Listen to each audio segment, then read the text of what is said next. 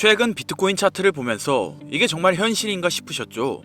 불과 몇 달 전까지만 해도 우리는 12만 달러라는 역사적 고점을 찍으며 환호했습니다. 이제 다시는 10만 달러 밑으로 내려가지 않을 거야. 그 확신이 무너지는 데는 그리 오랜 시간이 걸리지 않았습니다. 지금 시장은 고점 대비 40% 넘게 폭락했어요.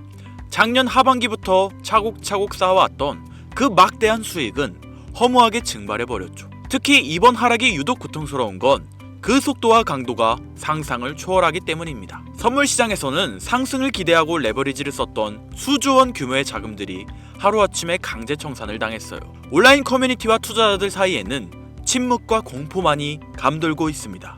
도대체 영원히 오를 것만 같았던 이 가상자산이 최근에 왜 이렇게나 무너져 내린 걸까요? 오늘의 영상에서 비트코인 하락에 숨겨진 충격적인 진실을 전부 공개하도록 하겠습니다. 안녕하세요, 김선우입니다. 많은 분들이 지금 차트를 보며 허탈해하고 계실 겁니다. 불과 재작년 말 트럼프가 당선되었을 때만 해도 시장은 축제 분위기였거든요. 비트코인은 우리의 미래 자산처럼 보였죠.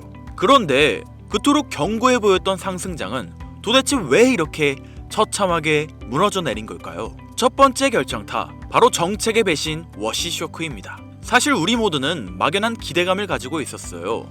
미국의 새 정부가 들어서면 금리를 팍팍 내리고 돈을 풀어줄 거라는 트럼프가 공약했던 친가상자산 정책의 핵심도 결국은 유동성 공급이었으니까요. 그런데 올해 초 차기 연준 의장으로 지명된 인물은 시장의 기대와 정반대인 케빈 워시였습니다. 그가 의장석에 앉는 순간 시중의 유동성을 빨아들이는 강력한 양적 긴축이 시작될 것이라는 공포가 엄습했죠.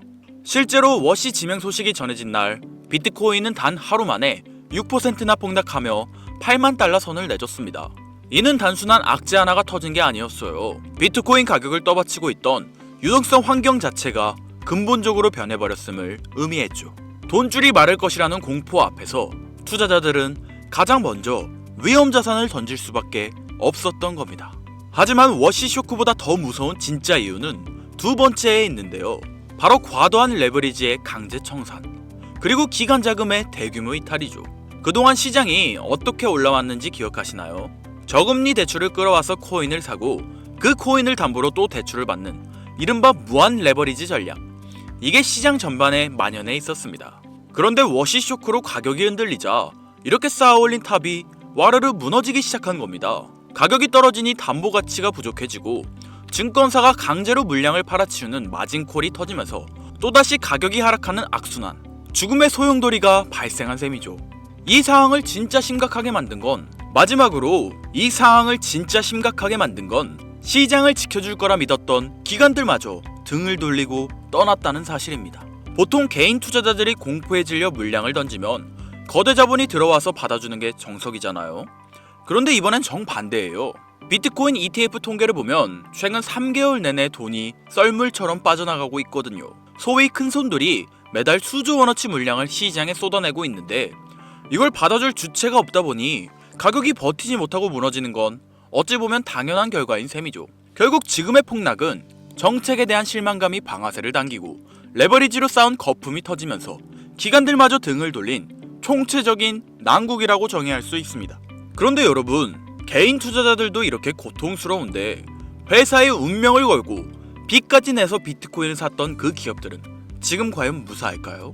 개인 투자자들이 공포에 질려 시장을 떠나는 동안 비트코인을 수집하는 기업들은 그야말로 생사의 기로에 서 있습니다.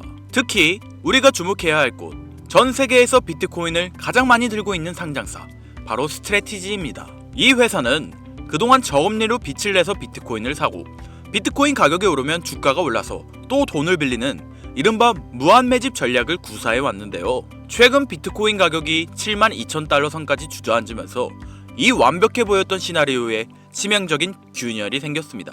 가장 충격적인 사실은 스트래티지가 공식적으로 평가 손실 상태에 진입했다는 거예요.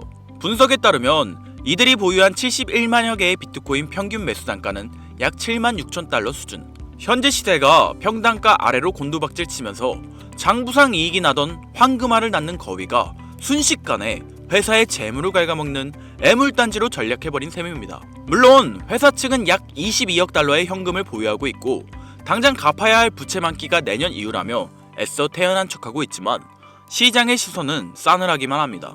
비트코인이 오를 때만 작동하던 그들의 성장 방정식이 이제는 완전히 멈춰버렸다는 걸 숫자가 증명하고 있으니까요.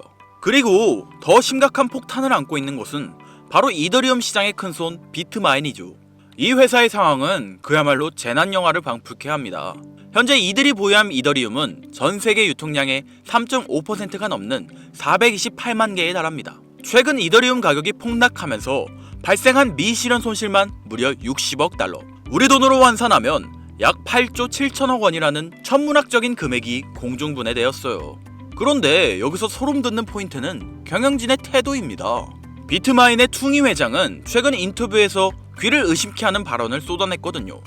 그는 8조 원대라는 손실에 대해 이렇게 말했습니다. 이건 시스템 오류가 아니라 우리가 설계한 전략이 정상적으로 작동하는 과정일 뿐이다. 심지어 이들은 폭락장이 이어지는 와중에도 4만 개가 넘는 이더리움을 추가 매수했는데요. 이걸 뚝심 있는 투자로 봐야 할지 아니면 되돌릴 수 없는 도박에 빠진 건지 시장의 평가는 엇갈리고 있습니다. 전문가들이 우려하는 건 이 기업들의 주가가 자산 가치보다 더 낮게 거래되는 현상이에요. 원래는 이들이 코인을 많이 들고 있으면 그만큼 주가도 프리미엄을 받아야 하는데 지금은 오히려 시장이 이들을 믿지 못해 주가를 후려치고 있다는 뜻이죠. 이렇게 되면 신주를 발행해서 자금을 조달하는 길이 막히게 되고 결국 빛으로 코인을 사는 레버리지 루프가 끊어지게 됩니다. 만약 여기서 비트코인이 한 번 더 레벨 다운 된다면 이 기업들은 보유 물량을 강제로 토해내야 하는 최악의 상황에 직면할 수도 있어요.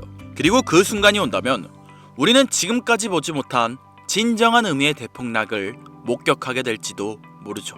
그런데 지금과 같은 암울한 상황에서 정말 충격적인 데이터를 확인하게 되었습니다. 암호화폐에서 빠진 자금이 지금 미국 국채로 흘러들어가고 있다는 사실 알고 있으셨나요? 저는 혹시나 이 모든 일이 트럼프의 계획적인 움직임일지도 모른다는 가설을 가지고 트럼프의 움직임을 주목하기 시작했는데요. 여러분들도 이미 보셨을 겁니다. 트럼프 행정부가 델타포스를 투입해 베네수엘라 마두로 정권을 전격 체포하는 것도 모자라서 동시에 뜬금없이 덴마크의 그린란드 매입을 다시 강요하고 있다는 뉴스 보셨을 겁니다. CNN이나 공중파 뉴스에서는 이걸 트럼프의 제국주의적 야욕이다, 석유를 노린 전쟁이다, 혹은 단순한 독재자 처단이다 라고 언급하고 있는데 결론부터 말씀드리자면 전부 틀렸습니다. 트럼프는 지금 전쟁을 하고 있는 게 아닙니다. 그는 지금 쇼핑을 하고 있는 건데요. 그것도 국가의 장부, 즉 밸런스 시트를 통째로 갈아엎는 국가 단위의 구조조정을 진행 중이라고 보는 것이 훨씬 합리적입니다. 2026년 미국의 부채는 한계에 달했습니다.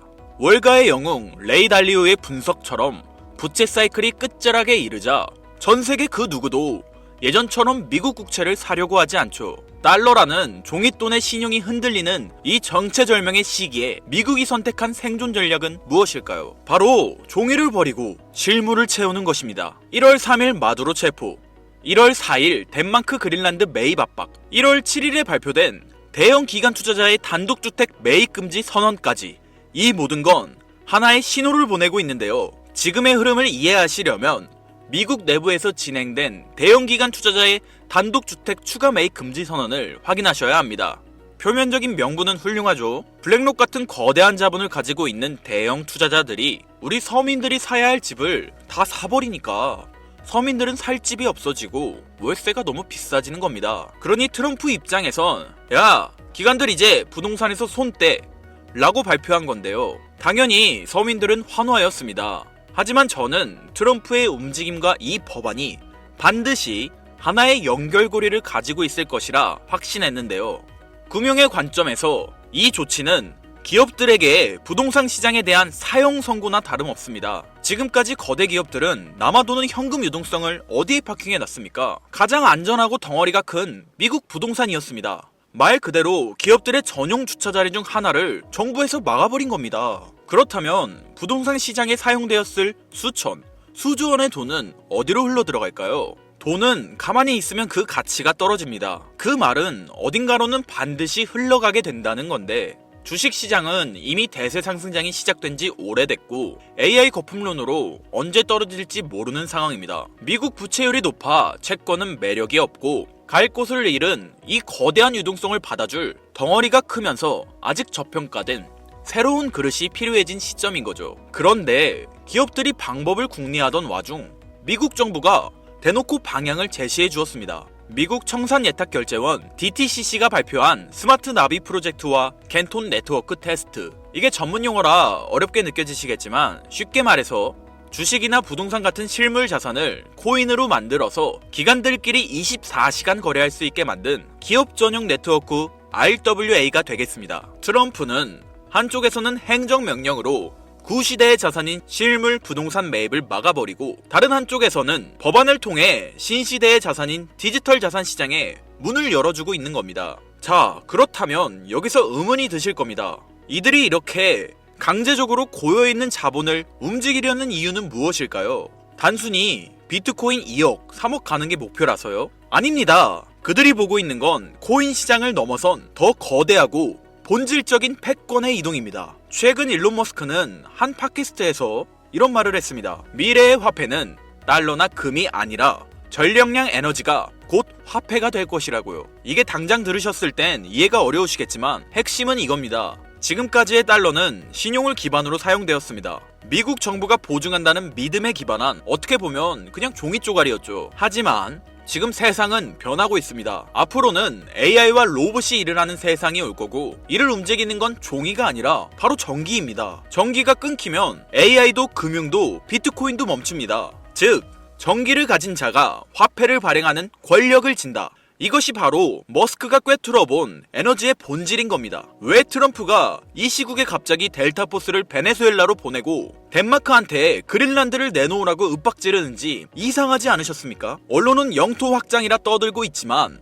머스크 관점에서 보면 이건 초대형 배터리를 확보하기 위한 전략적 움직임인 겁니다. 베네수엘라의 끈적한 중진류는 AI를 돌릴 발전 연료이고 그린란드의 만년설은 불타오르는 데이터 센터를 식혀줄 천연 냉각수인 겁니다. 결국 미국은 지금 달러라는 종이 쪼가리 패권이 저물어가는 것을 인정하고 에너지와 비트코인이라는 새로운 패권으로 갈아타기 위해 국가의 체질을 새롭게 뜯어고치고 있는 거죠. 머스크는 방향을 가리켰고 트럼프는 이미 움직이고 있습니다. 그리고 여기서 제가 앞서 강조했던 DTCC와 캔톤 네트워크가 중요한 건데요. 기관들은 썬팅 짓게 된 자신들만의 프라이빗 체인을 원합니다. 상식적으로 생각해 보십시오. 블랙록이나 JP모건 같은 월가 하이에나들이 자금 흐름을 누구나 지갑 주소만 알면 실시간으로 다 들여다볼 수 있는 퍼블릭 블록체인 위에서 굴리고 싶어 할까요? 자신들의 포지션이 노출되면 경쟁사에게 공격당하거나 선행매매를 당할 수 있는데 미쳤다고 그 길을 주력으로 쓰겠습니까? 그들은 철저하게 프라이버시가 보장되고 신원이 인증된 기관끼리만 거래할 수 있는 네트워크가 필요합니다. 그런데 기업들이 자기들끼리 노는 프라이빗 체인을 쓰면 개인 투자자들은 캔톤 네트워크에는 우리가 투자도 못하고 이걸 알아도 무슨 상관이냐 라고 생각하게 될 텐데 맞습니다. 우리는 여기에 투자를 못하죠. 하지만 여기에는 틈새가 존재합니다. 기관들이 자기들끼리 지하 고속도로에서 돈을 굴리더라도 결국 그 유동성을 현금화하거나 외부로 빼내려면 반드시 일반 국도인 퍼블릭 체인과 만나는 인터체인지를 거쳐야만 합니다. 즉, 기관의 프라이빗 장부와 우리가 쓰는 퍼블릭 블록체인을 기술적으로 그리고 법적으로 연결해주는 유일한 연결고리. 그러면서도 머스크가 강조한 에너지 데이터까지 처리할 수 있는 미들웨어 코인이 반드시 필요한 거죠. 이건 가능성의 이야기를 하는 게 아니에요. 반드시 이루어질 절차 중 하나입니다. 기관들의 비밀 문서와 머스크의 발언을 종합했을 때 이 히든 코인은 반드시 다음 3가지 조건을 충족해야만 할 것입니다. 첫 번째 조건, 기관들의 자금은 캔톤 네트워크라는 자기들만의 지하 벙커에 숨어 있습니다. 기관들이 캔톤 네트워크 지하에서 굴리던 자산을 밖으로 빼낼 때 빠르고 거대한 물량을 순식간에 소화시킬 수 있어야 하죠. 즉, 여러분이 찾아야 할 코인은 이더리움 계열의 느려터진 구형 모델이 아니라 기관들의 고속 거래를 감당할 수 있는 새로운 인프라 안에 숨어 있을 확률이 매우 높습니다. 두 번째 조건, 머스크의 영수증이어야 합니다. 이게 진짜 핵심인데요. 일론 머스크는 앞으로의 화폐는 전력이라고 말했습니다. 발전소에서 생산된 전력, 데이터 센터의 컴퓨팅 파워, 이 무형의 에너지를 실시간으로 블록체인에 기록하고 토큰으로 바꿔주는 기술. 전문 용어로 DP인이라 불리는 탈중앙화 물리 인프라가 결합되어야 하죠. 단순히 금융만 연결하는 게 아니라 에너지 데이터를 처리할 수 있는 오라클 기능이 탑재되어 있어야 하는 겁니다. 세 번째 조건, 규제 준수 딱지가 붙어 있는가입니다. 익명성 뒤에 숨어서 자금 세탁이나 하는 코인들은 기관들이 사용할 수 없습니다. 반대로 디지털 신원 인증 기능이 내장되어 있어서 이 돈은 불법 자금이 아니라 삼성전자가 보낸 돈입니다 라고 꼬리표를 붙여줄 수 있는 화이트리스트 코인. 기관들은 오직 이런 코인만 파트너로 인정할 텐데요. 이 세 가지를 충족시키는 코인은 단 하나입니다. 여기서 이제 그래 네가 생각하는 그 종목이 뭔데? 라고 답답해 하실 분들이 있으실 거예요. 제가 여러분께 종목을 딱 정해드리면 속이 시원하시겠죠? 하지만 저는 종목을 찝어주는 리딩방을 운영하려는 게 아닙니다. 저는 여러분께 고기를 잡을 수 있는 그물을 만들어 드릴 건데요. 이 그물에 걸리는 코인이 있다면 그게 바로 2026년 전 세계에서 가장 주목받는 히든 코인이 될 것입니다. 그리고 그 히든 코인을 저는 영상에서 공개할 생각입니다. 솔직히 남들에게 공유해드리는 게 아깝습니다. 저 또한 전업 트레이더이기 때문에 한 달, 두 달을 밤을 새워가며 분석한 이 종목을 그냥 공개한다는 게 솔직한 마음으로 아깝다는 심정이 드는 게 사실입니다. 화면에 보이는 번호 제 개인 번호입니다. 아까운 건 아까운 거고 제 영상을 끝까지 시청해주신 것에 대한 고마움을 저는 알고 있기 때문에 아쉬운 마음을 뒤로하고 구독자님들에게 공유하기로 마음먹었습니다. 자료라고 문자 보내주세요. 혹시 화면이 잘 안 보이신 분들은 댓글에 있는 링크를 통해 연락처를 남겨주시면 제가 해당 자료를 공유해드리도록 하겠습니다. 전해드릴 내용은 여기까지이고요. 영상 재미있게 보신 분들은 구독과 좋아요 한 번씩 꾹꾹 눌러주시고 다음에 더 좋은 영상으로 찾아오겠습니다. 감사합니다. 김선우였습니다.